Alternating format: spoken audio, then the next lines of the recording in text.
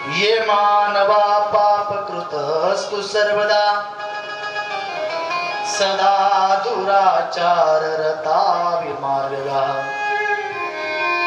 क्रोधाग्निदग्धा कुटिलाश्च कामिना सप्ताह यज्ञेन कलो पुनन्दिते। किती मोठा पापी असो, अत्याचार करणारा, दुराचार करणारा, पापाचार करणारा, भ्रष्टाचार करणारा, कितीही जरी मोठा पापी असला तरी सुद्धा तो श्रीमद भागवताच्या श्रवणाने त्याला मुक्ती प्राप्त होईल। काय पुन्हा काहीतरी उदाहरण सांगा। उदाहरण सांगितलं, तुंगभद्रा नदीच्या काठावर अत्यंत उत्तम असे एक नगर, आणि त्या नगरामध्ये अत्यंत प्रकांड पंडित असलेले आत्मदेव शर्मा नावाचे ब्राह्मण त्या ठिकाणी राहत होते। अत्यंत वेदशास्त्र संपन्न असलेले हे ब्राह्मण, त्यांची पत्नी धुंदुली, ती म्हणजे कशी होती, अत्यंत भांडण तंटा करणारी। आता काही काही जनावर, आता काही, आता मला बाकीचं काही सगळं बोलायचं नाही, कुछ तुम समजो कुछ हम समजो। नावात काय असतं? नावात काहीच नसतं। नाव आहे शांताबाई, भांडणाशिवाय करमत नाही। नाव आहे गंगाधर, आंघोळ नाही महिनाभर। नावाचं काय? नावात त्या ठिकाणी काहीच नसतं। ही धुंदुली इतकी व्यवहार चतुर होती, सदैव भांडण करणारी, दररोज तिला भांडण केल्याशिवाय करमतच नसत अशी असलेली धुंदुली। पण हे आत्मदेव ब्राह्मण विद्वान होते, विद्वान होते, परंतु झालं असं की त्यांना पुत्र नाही, आणि ते दुःखात असल्यामुळे एक दिवस घर सोडून ते वनात गेले, एका झाडाखाली बसले, आणि झाडाखाली बसले, झाडाखाली बसल्यानंतर त्या ठिकाणी तिकडे एक संत आले। संत आले, ते संत म्हणू लागले, काय रे बाबा, का रडतोय? ते संतांना काय वाटलं, याला भगवत प्राप्ती झाली पाहिजे म्हणून तो रडत असेल।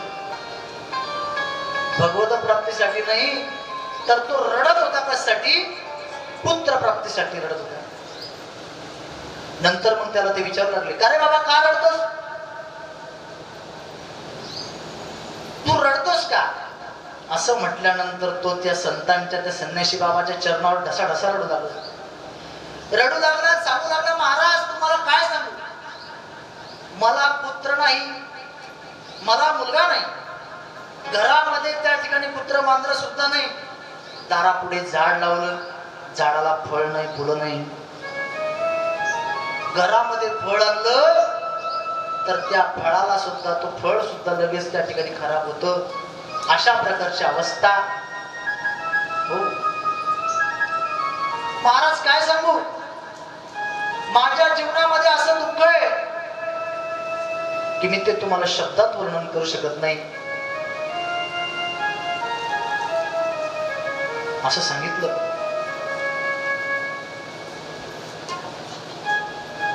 त्या संतांनी बघितलं, अरे बाबा तू आताच काय, 7 जन्मापर्यंत तुला मुलगा होणार नाही, असं म्हटल्यानंतर त्या ठिकाणी तो ढायमुकूनच रडायला लागला। सप्त जन्मावधी तव पुत्रो नैवच नैवच, 7 जन्मापर्यंत तुला मुलगा होणार नाही। हा रडू लागला, म्हणू लागला, महाराज आता तर मी तुमचे पाय सोडत नाही। आणि काय झालं म्हणजे तुम्हाला काहीतरी कळतं, 7 जन्म मुलगा होणार नाही म्हणजे? मी तर एका जन्मासाठी रडत होतो, आणि तुम्ही मला 7 जन्म मुलगा होणार नाही असं सांगून माझं दुःख 7 पटीने वाढवलं। म्हणे महाराज मी आता तुमचे पाय सोडत नाही, मी तुमचे आता पाय सोडणार नाही, जोपर्यंत तुम्ही मला पुत्र प्राप्तीचा आशीर्वाद देत नाही तोपर्यंत मी तुमचे पाय सोडत नाही। संन्याशी बाबा विचार करत होते, घेणं नसती मी माझा चाललो होतो. उगाच या माणसाला विचारलं तर हा म्हणतो आता मला पुत्र प्राप्ती द्या. कुठून देऊ मी? अरे बाबा तुझ्या नशिबात मुलगा नाहीये, 7 जन्मापर्यंत मुलगा नाहीये. म्हणे मी तुमचे पाय सोडणार नाही. आता काय करा? त्या संन्यासी महात्म्याने आपल्या झोळीतून एक फळ काढलं, त्याला दिलं. जा म्हणे, हे फळ तुझ्या पत्नीला खाऊ घाल आणि तिला वर्षभर त्या ठिकाणी बारीक नियम पाळायला सांग, तुला पुत्र प्राप्ती होईल. आता मला सांगा, विज्ञान दृष्टीने जर बघितलं, असं फळ दिलं, ते फळ खाल्ल्यानंतर मुलगा होतो का? तो गोवारा म्हणतात, नवसे कन्या पुत्र होती, मग का करणे लागे पती. नवस सायासाने जर पुत्र प्राप्ती होईल तर पती कस काय करावं? पती करण्याची काय गरज आहे? मग इथे कस काय दाखवलं तसं? त्याचं खंडन असं आहे, एखादी फळ दिल्यानंतर पुत्रप्राप्ती होत नाही, परंतु एखाद्या संत महात्म्याने जर, एखादी संन्यासी महात्म्याने जर ते फळ दिलं तर ते महात्मा स्वतःची तपश्चर्येचा संकल्प त्याच्या सोबत जोडतात आणि त्या संकल्पाने पुत्रप्राप्ती होते. हो, म्हणून त्या ठिकाणी ते फळ दिलं. जा म्हणे, तुझ्या पत्नीला दे. लगेच त्याने ते फळ घेतलं, त्याला आनंद वाटला. घरी आल्यानंतर त्याच्या पत्नीला सांगितलं, हे घे फळ, हे फळ खा. तिलाही आनंद वाटला. आनंद वाटल्यानंतर ती म्हणते, जा तुम्ही, मी आता स्नान करते आणि फळ भक्षण करते. तिने फळ हातात घेतलं, गल्लीमध्ये आले, शेजारच्या बाईला बोलवलं, का ग ठगूबाई इकडे ये. म्हणे काय? हे फळ आणलं म्हणे माझ्या पतिदेवांनी, खाऊ का नको ग? म्हणे कसलं फळ? म्हणे संन्यासी बाबाने दिलंय म्हणे कोणत्या तरी. म्हणे मला तर या बुवा बाबांवर विश्वासच नाही म्हणे. नास्तिकवादी लोकांचा संतांवर विश्वास असतो का? देवदेश धर्मावर विश्वास नसतो, संतांवर विश्वास नसतो. धुंदली म्हणू लागली की मला या अशा बुवा बाबांवर विश्वास नाही, मी खाऊ का नको फळ? तिची मैत्रीण म्हणू लागली, अगं तुझं नशीब चांगलंय, तुला प्रसाद मिळाला, तू प्रसाद ग्रहण कर. ती म्हटली, प्रसाद तर मी ग्रहण करीन, जर मला खरंच जर त्या ठिकाणी गर्भ राहिला तर मला अशी माहिती मिळाली आहे की त्या ठिकाणी 9 महिने 9 दिवस यातना सहन करावं लागतं, आरोग्य खराब होतं, म्हणून मी फळ खाऊ की नको खाऊ? जा म्हणे, बाई तुला काय करस ते कर, मला काही सांगू नको. तिचा पती आला, तिचा पती म्हणू लागला, का ग फळ खाल्लं का? म्हणे मग फळ खाल्लं, चांगले परिणाम आहे. तिची छोटी बहीण आली. छोटी बहीण आल्यानंतर तिला सांगू लागली ही, अगं म्हणे असं असं फळ मला भेटलंय, काय करू? काय खाती? म्हणे या गाईला खाऊ घाल. दारापुढच्या गाईला ते फळ खाऊ घातलं आणि नंतर मग त्या ठिकाणी तिची छोटी बहीण त्या ठिकाणी तिला गर्भ राहिला होता. तिचे 9 महिने 9 दिवस झाले. हिने 9 महिने 9 दिवस पोटाला चिंध्या गुंडाळल्या. सांगितलं 6वा महिना चालू आहे, 7वा महिना चालू आहे, 8वा महिना चालू आहे, असं सांगत राहिली. आणि तिच्या छोट्या बहिणीला पुत्र प्राप्ती झाली. रातोरात तो पोरगा इकडे घेऊन आली. इकडे घेऊन आणल्यानंतर तिच्या पतीला, तिच्या बहिणीच्या पतीला काही धन संपत्ती दिली आणि सांगितलं मला पुत्र प्राप्ती झाली. आत्मदेव ब्राह्मणाला आनंद वाटला. आत्मदेव ब्राह्मणाने गावभर पिढी वाटली, आनंदोत्सव केला. ब्राह्मण देवता बोलवले, त्यांच्या हस्तून त्या ठिकाणी हो जातकर्म संस्कार केले आणि नामकरण संस्कारच्या वेळेला ही धुंदुली बोलू लागली, हो थांबा थांबा. म्हणे काय सगळं तुम्हीच करता का? म्हणे काय झालं? म्हणे याचं नाव मी ठेवणार. म्हणे तू ठेवणार? काय नाव ठेवणार तू? म्हणे मी 9 महिने 9 दिवस या बाळाला माझ्या पोटात वागवले. हिनं वागवलं होतं का ते धुंदुलीनं? ती म्हणू लागली 9 महिने 9 दिवस मी माझ्या पोटात मी या बाळाला वाढवलं, तर आता मीच याचं नाव ठेवणार. नाव काय ठेवलं? माझं नाव जर त्या ठिकाणी धुंदुली आहे तर माझ्या मुलाचं नाव धुंदुकारी. त्याचं ठेवलं नाव धुंदुकारी. मग काय, 3 महिन्यानंतर दारापुढे असलेल्या गाईला सुद्धा पुत्र झाला. बघा, भगवान देता है तो छप्पर फाडके देता है असं म्हणतात ना. अगदी तसंच गावावर चर्चा सुरू झाली. त्या आत्मदेव ब्राह्मणाला एकही मुलगा नव्हता. आता एक सोडून 2 मुलं. पत्नीला सुद्धा मुलगा झाला आणि दारापुढे गाय होती तिला सुद्धा मुलगा झाला. कसा?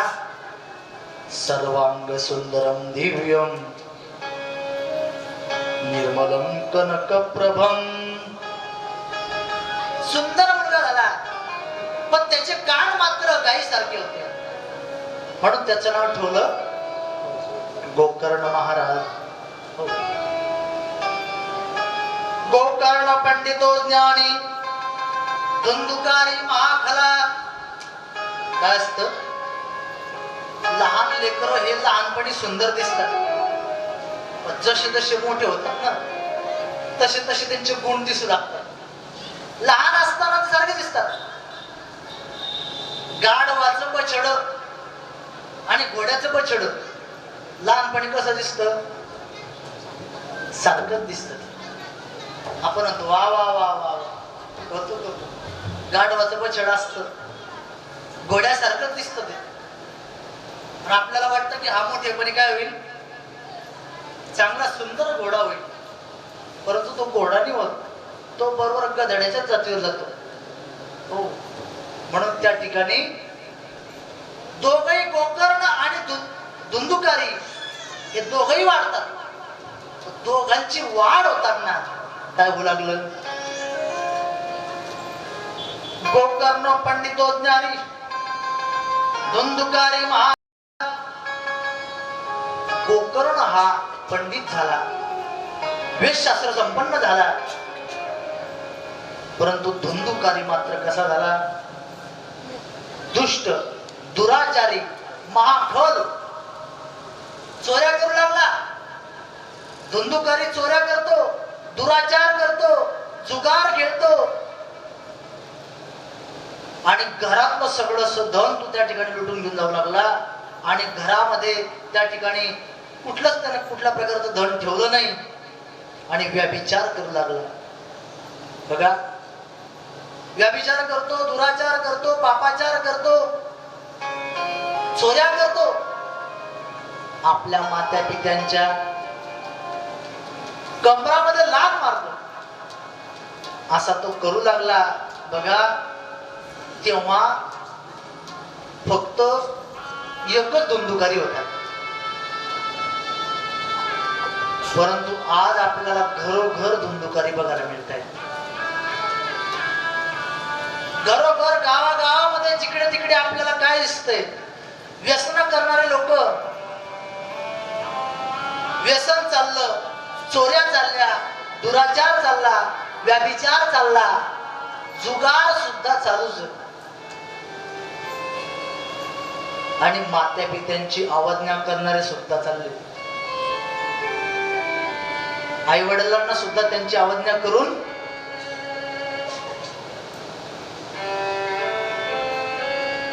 असे मुलं वागतात. आता आम्ही महाराष्ट्रावर फिरतो, लोक आम्हाला भेटतात, काय सांगतात? महाराज, आमच्या मुलाला थोडं समजून सांगा. आता मला सांगा, तुम्ही त्याला लहानचा मोठा केला आणि आमच्या 5 रुपयाच्या हरिपाठावर तो का आमचं ऐकणार आहे का? तुम्ही त्याला लहानाचा मोठा केला, तुमचं ऐकत नाही, आमचं कसं ऐकेल? लोक म्हणतात महाराज तुमचं ऐकत, तुम्ही त्याला सांगा. मग त्याला आपण सांगा की अरे बाबा, तू त्या ठिकाणी माता पित्यांची सेवा कर, त्यांच्याकडे दुर्लक्ष करू नको. त्यावेळेला एक धुंदुकारी होता, पण आज गावागावात धुंदुकारी आपल्याला बघायला मिळतात.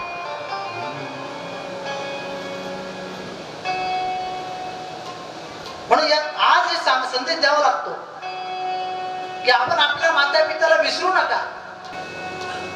हर बात को तुम भूलो भले, माँ बाप को मत भूलना.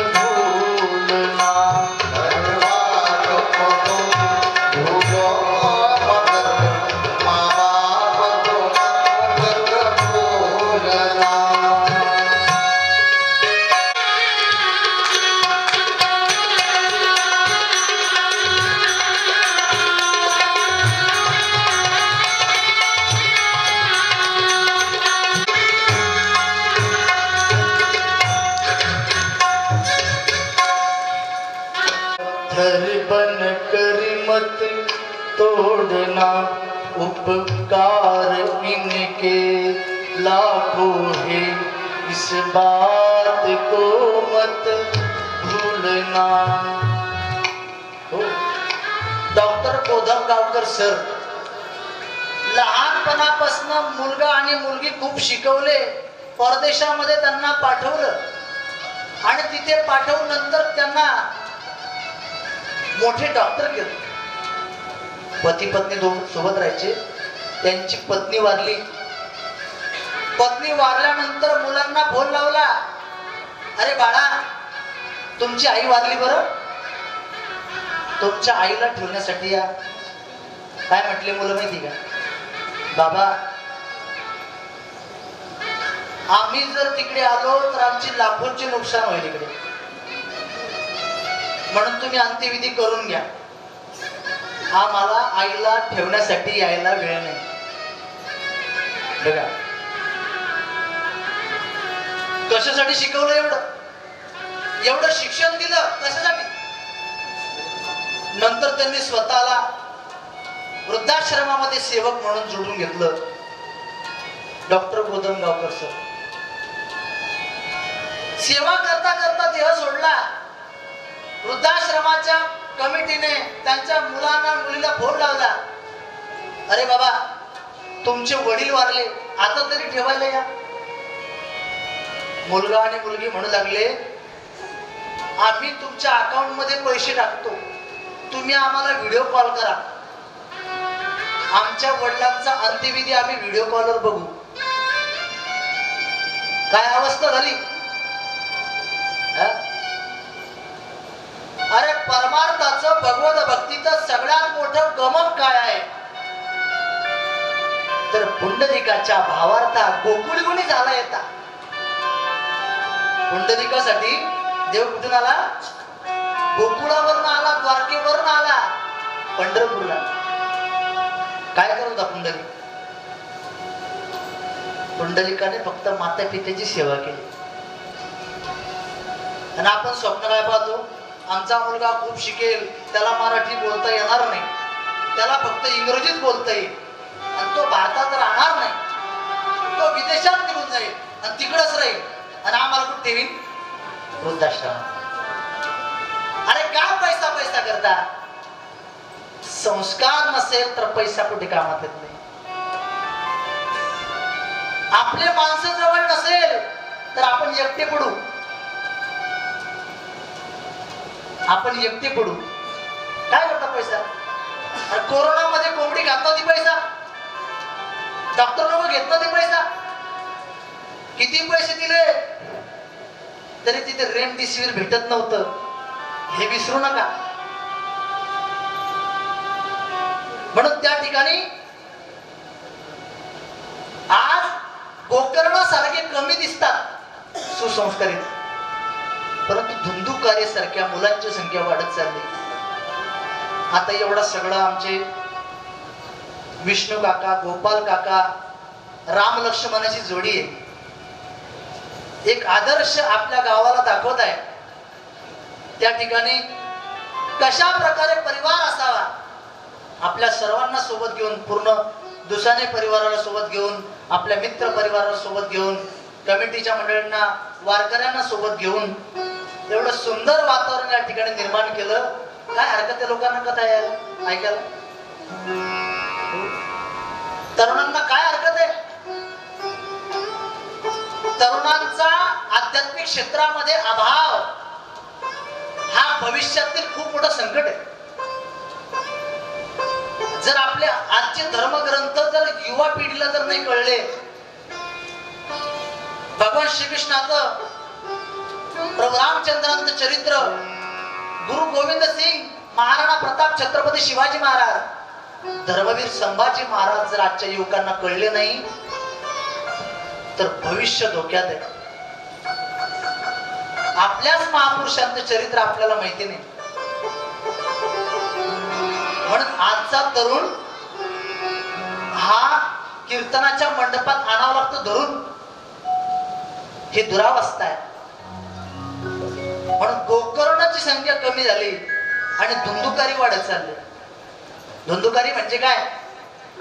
ज्याला दारूचं व्यसन आहे तो धुंदुकारी, जो व्यसनाधीन झालेला आहे तो धुंदुकारी, जो माता पित्यांचा अनादर करतो तो धुंदुकारी, जो माता पित्यांना मारतो तो धुंदुकारी, जो चोऱ्या करतो, जो व्यभिचार करतो, हो तो धुंदुकारी. म्हणून अशी धुंदुकारीची संख्या आता खूप वाढलेली आहे. आणि प्रत्येक बाप रडतोय. ज्याला असा मुलगा झाला त्याचा बाप रडणार नाही तर काय? या जितेंद्र महाराज आपल्या गावातील असलेलं एक रत्न, महाराष्ट्रातील सुप्रसिद्ध श्रीमद भागवत कथाकार महाराज वरती या.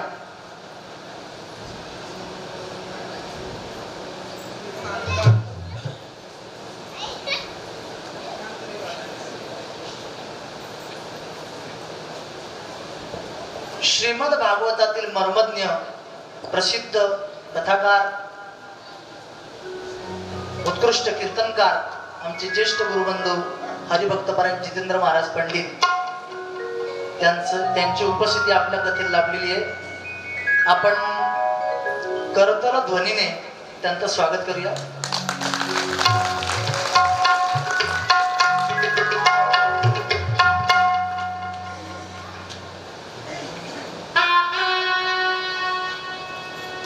गोकर्ण पंडितो ज्ञानी धुंदुकारी महाखला. गोकर्ण पंडित निघाला. आता बघा, गोकर्ण सारखेच पंडित असलेले जितेंद्र महाराज पंडित, त्यांचं आगमन या ठिकाणी झालं.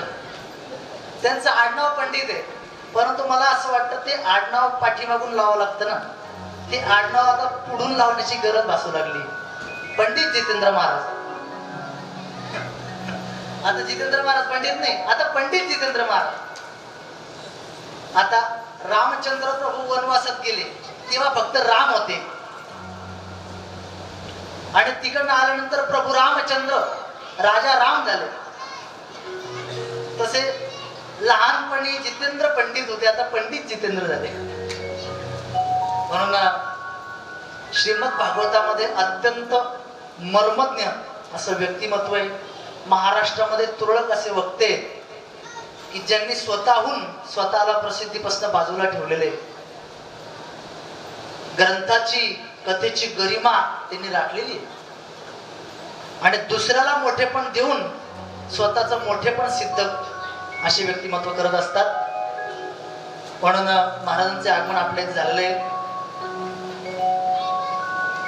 गोकर्ण पंडितो ज्ञानी धुंदुकारी महाखला. धुंदुकारीचे अत्याचार बघितले आणि आत्मदेव ब्राह्मण ढसा ढसा रडू लागले. आता मी काय करू? कुठे जाऊ? कोणाला सांगू? आत्मदेव ब्राह्मण रडू लागला. त्यावेळेला त्या ठिकाणी गोकर्ण महाराज पुढे येतात आणि म्हणू लागले, बाबा तुम्ही का रडताय? का रडता? काय झालं रडायला तुम्हाला? अहो रडू नका. या जगामध्ये कोण सुखी आहे तुम्ही सांगा. या जगात कोणीही सुखी नाही हो. ज्यांचं लग्न झालंय, शादी ऐसा लड्डू है जो खाए पछताए जो न खाए पछताए. ज्यांचं लग्न नाही झालं ते लग्न करायचा विचार करताय. ज्यांचं झालंय ते म्हणतात कस काय झालंय. ज्यांना मुलं नाहीये ते म्हणतात की एखादी पुत्र मांजरा असेल तर बरं होईल. तेव्हा ज्यांना आहे ते म्हणतात मला असं कहू नये झालं, असं का झालं. जे प्रसिद्ध आहे त्यांना असं वाटतं की आपण व्यक्तिगत जीवन जगावं, आणि जे प्रसिद्ध नाही त्यांना असं वाटतं की आपण प्रसिद्ध झालं पाहिजे. म्हणून प्रत्येक व्यक्ती या जीवनामध्ये कोणी सुखी नाहीये, प्रत्येकाला दुःख आहे. पण असं वाटतं, प्रत्येकाला असं वाटतं की मी दुःखी आहे समोरचा सुखी आहे, मी दुःखी आहे समोरचा सुखी आहे. सप्त्यावाल्यांना वाटतं हप्त्यावाले सुखी आहे, हप्त्यावाल्यांना वाटतं सप्त्यावाले सुखी आहे. दोघही दुःखी आहे, दोघही दुःखी आहे. म्हणून त्या ठिकाणी बघा, जो देखे सो दुखिया बाबा, सुखिया कोई नहीं रे. जो देखे सो दुखिया बाबा, सुखिया कोई नहीं रे. जो देखे सो दुखिया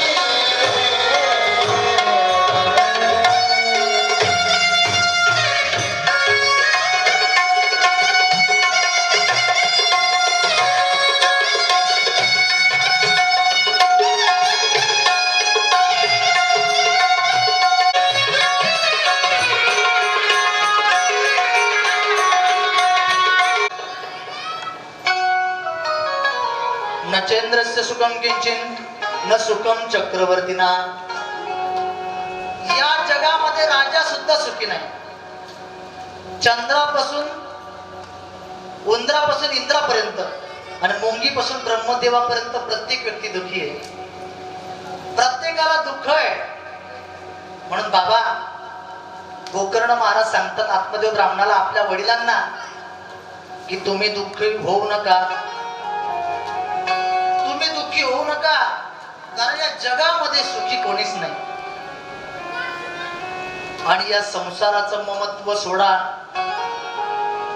माझं माझं म्हणणं सोडा. या जगामध्ये कोणीच कुणाचं नसतं. माता पिता बंधू भगिनी हे तो नभवती निर्वाणी, इष्ट मित्र स्वजन सखी हे तो सुखाची मांडणी.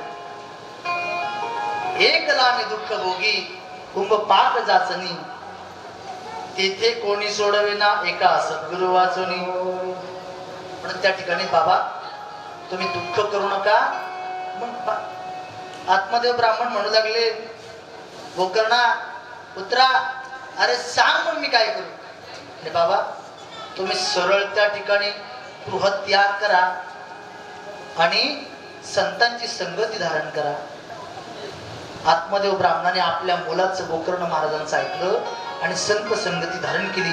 संत संगतीमध्ये जाऊन त्यांनी त्या ठिकाणी वयाच्या 60व्या वर्षी आत्मदेव ब्राह्मण त्या ठिकाणी सर्व संतांच्या संगतीत जातात आणि दशमस्कंदाचं अध्ययन करून स्वतःचा उद्धार करून घेतात. गोपाल कृष्ण भगवान की, श्रीमद भागवत महापुराण की. आत्मदेव ब्राह्मणाचा उद्धार झाला. तदनंतर इकडे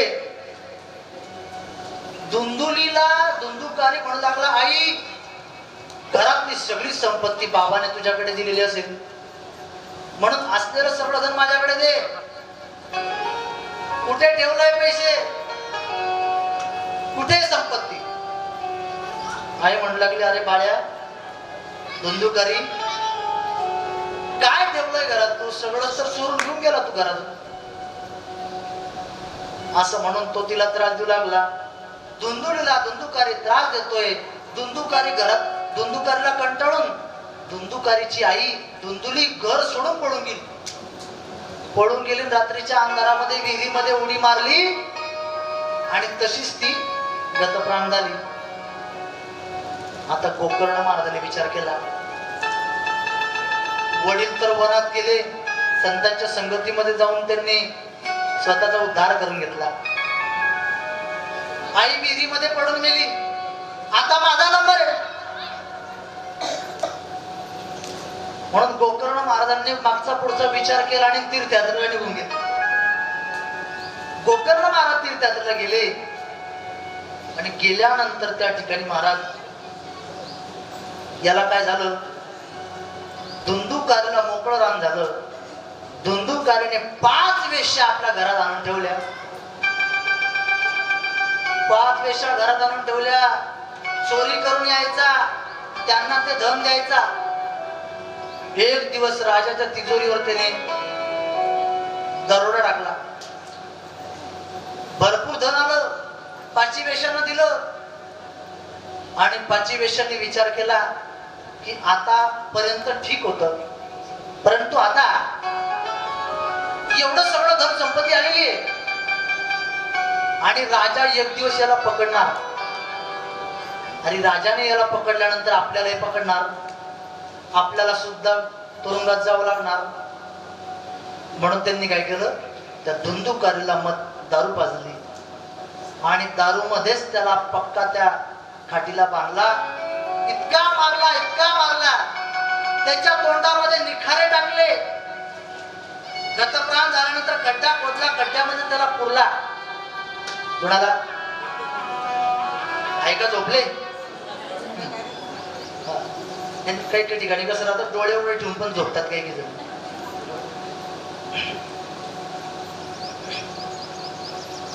त्याला खड्डा खोदला, तिथे पुरला आणि सगळी संपत्ती घेऊन ते फरार झाले. गोकर्ण महाराजांना कळलं. गोकर्ण महाराजांनी गयाला जाऊन त्या ठिकाणी त्याच्याबद्दल पिंडदान केलं, श्राद्ध केलं. गोकर्ण महाराज घरी आले, घरामध्ये मुक्काम केला. मुक्काम केल्यानंतर त्या ठिकाणी त्याला जिवंत मारलेलं होतं, गाडलेलं होतं. असा तो असलेला दुंदुकारी पिशाच योनीमध्ये गेला होता आणि तो पिशाच योनीतून विविध आवाज तो काढू लागला.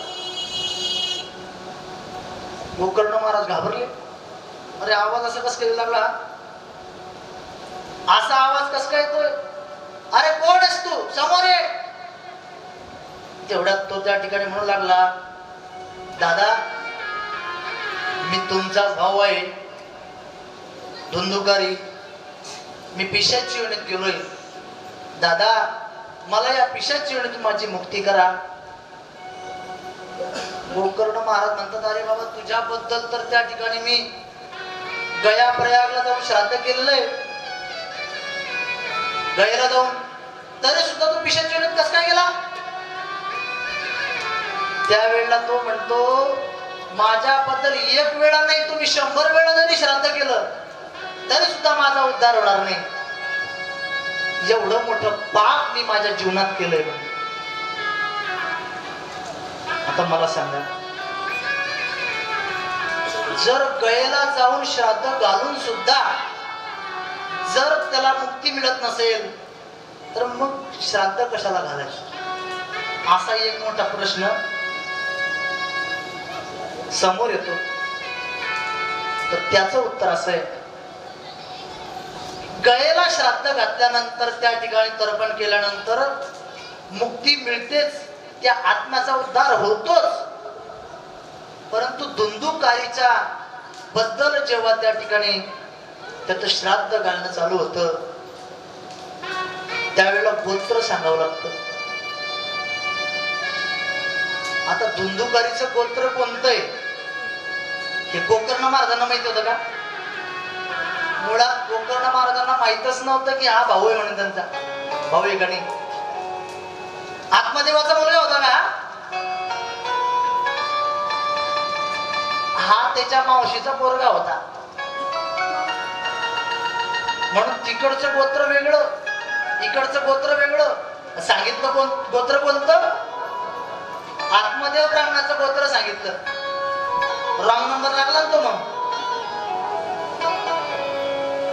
मोबाईलचा एक अंक चुकला तर सोयगावला लागणारा फोन दिल्लीला लागतो. हे तर गोत्र चुकलं. गोत्र चुकल्यामुळे त्या धुंदुकारीचा उद्धार झाला नाही. मग असे जे रॉंग नंबर आहे, अशा रॉंग नंबरचा सुद्धा उद्धार श्रीमद भागवताच्या श्रवणाने होतो. दादा माझा उद्धार करा असा तो म्हणू लागला.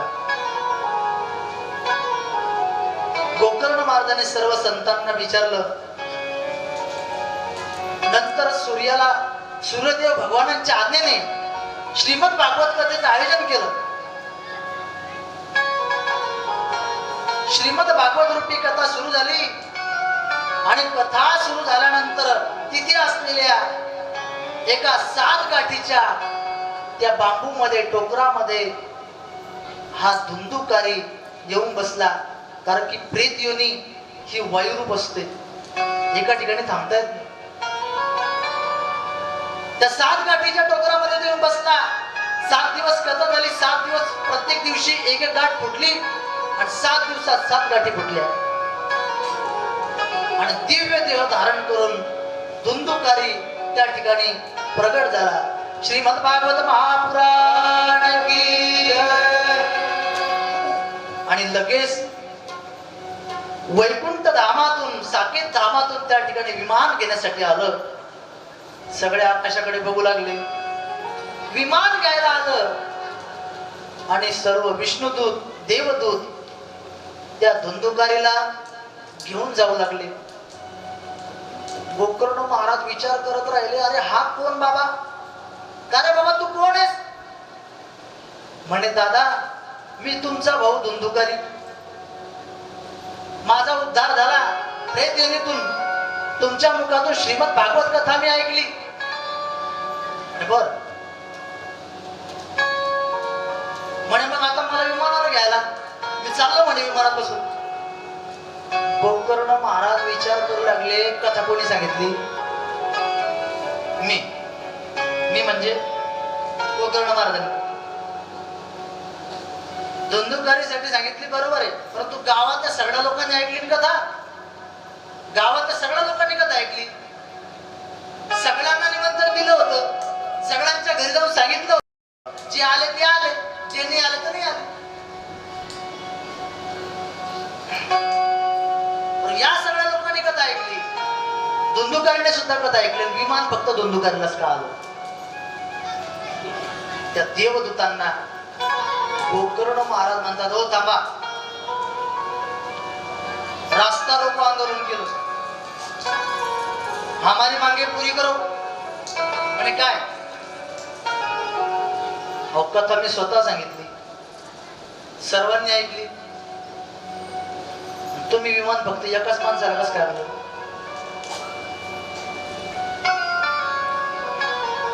तेव्हा ते म्हणू लागले, श्रवणस्य भेदेन फल भेदोत्र संस्थितः. श्रवणामध्ये त्या ठिकाणी फरक झाला. हो, म्हणून कथा ऐकताना इतकं लक्षपूर्वक ऐकली पाहिजे. आता हे तर आपल्या इथे चांगलं एकांत आहे उलट. परंतु नेवासा ग्रामीण ज्ञानोबारा म्हणतात, ज्ञानोबारा सुद्धा म्हणतात की तुम्ही माझ्याकडे लक्ष द्या.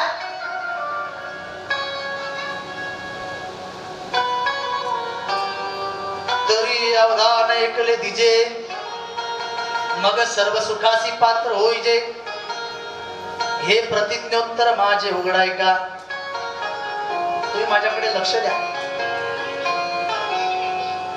म्हणून लक्ष देणं तेवढं गरजेचं आहे. पण श्रवणामध्ये भेद झाला. धुंदुकारीने ज्या तळमळीने कथा श्रवण केली, त्या तळमळीने बाकीच्यांनी केली नाही. म्हणून धुंदुकारीसाठी विमान आलं, तुमच्यासाठी आलं नाही. म्हणे मग आता त्यासाठी काय करावं लागेल. म्हणे एवढ्या वेळेस आम्हाला जाऊ द्या.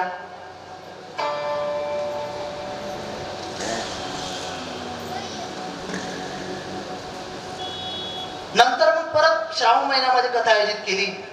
आणि कथा आयोजित केल्यानंतर त्या ठिकाणी सगळ्या श्रोत्यांनी अत्यंत लक्षपूर्वक ती कथा श्रवण केली.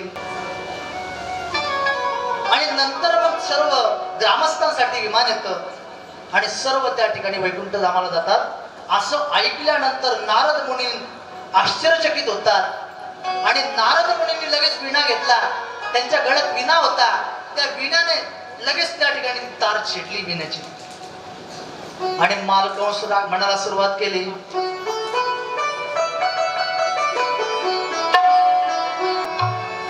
निकुंज में विराजे घनश्याम राधे राधे. घनश्याम